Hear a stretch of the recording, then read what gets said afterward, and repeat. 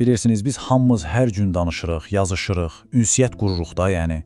Bu, o qədər təbii bir şeydir ki, heç üstündə dayanmırıq. Amma bir anlıq dayanıb fikirləşək, işdə dediyimiz sözlər həqiqətən də qarşı tərəfə bizim düşündüyümüz kimi çatırmı? Sean Misdale'ın hazırladığı bu bələdçiyə baxanda aydın olur ki, yox. Əslində, çoxumuz düşündüyümüzdən qat-qat zəif ünsiyyətçiyik. Gəlin elə indicə bu məsələnin dərinliyinə gedək və görək, niyə ən sadə mesajlar belə bəzən böyük bir anlaşılmazlıq labirintinə çevrilir. Bu vəziyyət yəqin ki, hamımıza tanışdı, elə deyilmi? Bütün detalları fikirləşib, super aydın bir e-mail hazırlayıb göndərirsiniz. Öz-özünüzə deyirsiniz ki, hər şey mükəmməldir, bundan aydın ola bilməz. Amma bir neçə saat keçir və gələn cavablar ya da görülən işlər sizin dediklərinizlə heç bir əlaqəsi yoxdur. Sanki başqa dillə yazmısınız. Bax, bu, iş yerindəki ünsiyyət probleminin ən klassik, ən bariz nümunəsidir. Bizim niyyətimiz bir yana, qarşı tərəfin başa düşdüyü isə tamamilə başqa bir yana. Baxın, bu şəkil vəziyyəti necə də gözəl təsvir edir. Bəzən işdəki ünsiyyət elə bu cür hiss olunur, elə deyil? Sanki hər şey tərs çəp olub, hamı baş aşağı dayanıb. Sözlər var, amma məna itib batıb. Hamı danışır, amma heç kim eyni şeyi başa düşmür. Yaxşı, bəs niyə belə olur? Niyə bu qədər anlaşılmazlıq yaşayırıq? Qəribə səslənsə də, problemin kökü birbaşa özümüzdədir. Daha dəqiq desək, özümüzə olan o hədsiz inamımızda. İndi gəlin ilk bölməmizə keçək və ünsiyyət paradoksu deyilən bu məsələyə baxaq. Görək niyə biz əslində düşündüyümüz qədər də yaxşı danışan deyilik.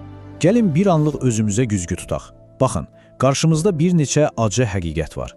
Birincisi, əksəriyyətimiz nə yaxşı danışan, nə də ki, yaxşı dinləyəcəyik. İkincisi, lap pisi odur ki, çox azımız bu bacarığı yaxşılaşdırmaq üçün nəsə edirik. Nəticə isə göz qabağındadır. Gecikən layihələr, komanda daxilində gərginlik və, bəli, hətta pul itkisi. Bütün bunların kökündə çox vaxt elə bu zəif ünsiyyət dayanır. Okey, problem aydındır, amma bunun əsl kökü vardadır. Bütün bu qarşılıqlıq hardan qaynaqlanır? Gəlin ikinci bölmədə məhz bu sualın cavabını axtaraq.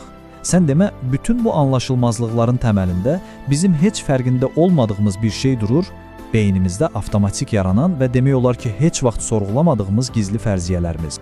Bax, bu çox vacib bir məqamdır. Təsəvvür eləyin ki, beynimiz boşluqları sevməyən bir mexanizmdir. Bir məlumatda kiçicik bir boşluq olan kimi, biz o dəqiqə heç özümüz də fərqinə varmadan o boşluğu doldurmağa çalışırıq. Nə ilə? Öz təcrübəmizlə, öz qorxularımızla, öz inandıqlarımızla, bir sözlə, fərziyyələrimizlə. Bu avtomatik baş verir. Və təəssüf ki, çox vaxt bizi tamamilə səhv yola apar. Məsələn, tutaq ki, iclasdasınız, rəhbəriniz biraz qaşqabaqlıdır. Beyninizdə dərhal siqnal yanır. Vəssalam, təqdimatım xoşuna gəlmədi. Amma bir dəqiqə dayanın, bəlkə adamın sadəcə başı ağrıyır və ya gecə yaxşı yatmayıb. Baxın, fərziyələr məhz belə işləyir. Biz bir faktı görürük və onun ətrafını öz ssenarimizlə doldururuq. Bu da nəticədə həm reallığı təhrif edir, həm də münasibətləri koruluyur. İş yerindəki ən zəhərli fərziyələrdən biri də budur. Yəqin hamımızın ağlından keçib. Bizə hər şeyi demirlər. Bu fikir beynimizə girən kimi sanki bir qala qururuq ətrafımızda. Hər sözün altında başqa məna axtarırıq, hər hərəkətdən şübhələnirik, şəffaflıq ölür. Bu, sözün əsl mənasında komanda mühitini içindən yeyən bir zəhərdir. Hətta səssizlik. Baxın, bu özü necə güclü bir ünsiyyət formasıdır və biz onu necə də səhv yozuruq. Birinə mesaj yazırsınız, cavab gəlmir. Dərhal ağlınıza nə gəlir? Yəqin fikrimlə razılaşmadı, məni vecinə almır. Amma əslində bəlkə də həmin adam sadəcə başqa bir təcili işin ortasındadır. Məsələ də budur. Səssizlik bir boşluq yaradır və biz insan olaraq o boşluğu ən pis fərziyyətlərimizlə, öz qorxularımızla doldurmağa çox meyilliyik. Deməli, fərziyyələrin bizim daxili dünyamızı necə qarışdırdığını gördük. Yaxşı, bəs bu daxili qarışıqlıq bizim danışığımıza, yazışmağımıza, yəni xarici ünsiyyətimizə necə təsir edir? İndi gəlin 3-cü bölmədə məhz bu prosesə baxaq. Burada ünsiyyətin bəlkə də ən fundamental qaydasını birlikdə kəşf edəcəyik. Hazır olun, bu ünsiyyətin qızıl qaydasıdır. Bunu anlasaq, hər şey dəyişəcək. Mənanı siz yox, qarşı tərəf yaradır. Yəni, sizin nə dediyiniz yox, onun nə başa düşdüyü önəmlidir.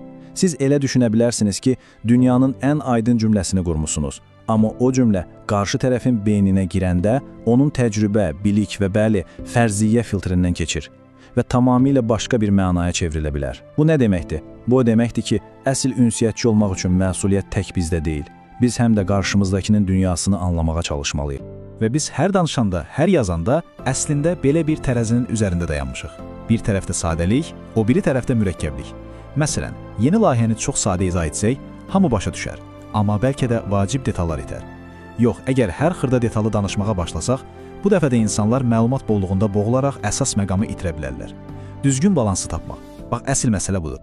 Yaxşı, gəlin bir yekun vuraq. Problemi gördük, kökündə fərziyyələrin dayandığını anladıq, dinamikanı da öyrəndik. Bəs çıxış yolu nədir? Bütün bu qarışıqlıqdan bir çıxış yolu varmı? Var. 4-cü bölmədə qarşımıza hər şeyi dəyişə biləcək çox güclü bir seçim qoyulur. Və sual çox sadədir. Siz bir kanalsınız, yoxsa körfəz? Bu bəlkə də bugün danışdığımız ən vacib fikirdir. Gəlin özümüzə kənardan baxaq bu iki sözlə: kanal və körfəz. Kanal nə edir? Məlumatın sərbəst, sürətli axmasına şərait yaradır, şəffaflığı təmin edir, komandanı gücləndirir. Bəs körfəz? Körfəz məlumatı özünə çəkir, udur, yox edir, məlumatın axınını kəsir və nəticədə nə yaranır? Qeyri-müəyyənlik, dedikodu, inamsızlıq, bir sözlə iş yerində qara deliklər. İndi bir saniyə dayanın və tam səmimiyyətlə özünüzə bu sualı verin. Komandada yeni bir qərar, yeni bir məlumat olanda insanlar dəqiq bilgi üçün sizə müraciət edirlər. Yəni onlar bilirlər ki, siz məlumatı olduğu kimi heç bir şər, heç bir fərziyyə qatmadan təmiz şəkildə onlara çatdıracaqsınız. Siz o etibarlı kanalsınızmı? Amma səhv başa düşməyin, əsl kanal olmaq sadəcə məlumat ötürən bir poçtalyon olmaq deyil. Xeyr, bu aktiv bir roldur. Yəni, qaranlıq qalan məqamları aydınlaşdırmaq üçün sual verməkdir. Mürəkkəb bir məsələni hamının başa düşəcəyi dilə çevirməkdir. Və ən əsası, məlumatın doğru adama, doğru zamanda çatdığından əmin olmaqdır. Sanki siz komandanın qan dövranını təmin edən əsas damarlardan birisiniz. Və medalın o bir üzü, körfəz olmaq. Bəzən fərqində olmadan, bəzən də bilərəkdən, bəlkə gücü əldə saxlamaq, bəlkə də məsuliyyətdən yayılmaq üçün məlumatı özümüzdə saxlayırıq. Amma unutmayın, paylaşılmayan hər bir məlumat bir körfəz deməkdir. Bu körfəzlər də zamanla böyüyür, dərinləşir və komandanı inamsızlıq, parçalanma bataqlığına sürükləyir. İndi son dəfə, dürüstcəsinə, siz daha çox kanal yaradırsınız, yoxsa körfəz? Beləliklə, nəzəriyyəni öyrəndik, problemi analiz etdik. İndi isə ən vacib yerə gəldik. Bəs nə etməliyik? Bütün bunları bilmək yaxşıdır, amma praktikada nə etməliyik? Gəlin son bölməmizdə əsl kanala çevrilmək üçün, daha aydın və effektiv bir ünsiyyətçi olmaq üçün ata biləcəyimiz çox konkret addımlara, yəni aydınlıq dərslərinə baxaq.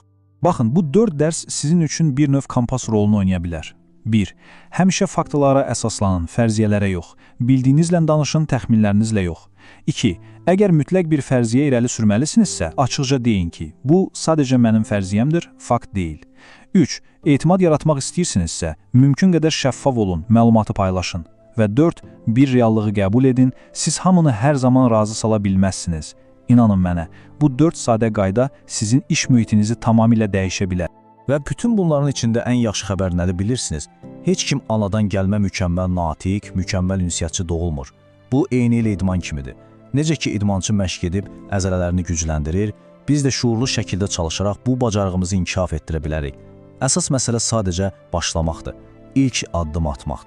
Yekun olaraq sizi tək bir, amma çox güclü bir sualla baş-başa buraxmaq istəyirəm. Elə bugün, elə indi, işinizdə və ya həyatınızda olan hansısa bir fərziyyənizi tapıb sorğulaya bilərsinizmi? Beyninizdəki hansı boşluğu təxminlə yox, sadə bir sualla dolduracaqsınız. Unutmayın, bu atacağınız kiçik bir addım əslində daha aydın, daha sağlam münasibətlərə doğru atılmış nəhəng bir sıçrayış ola bilər.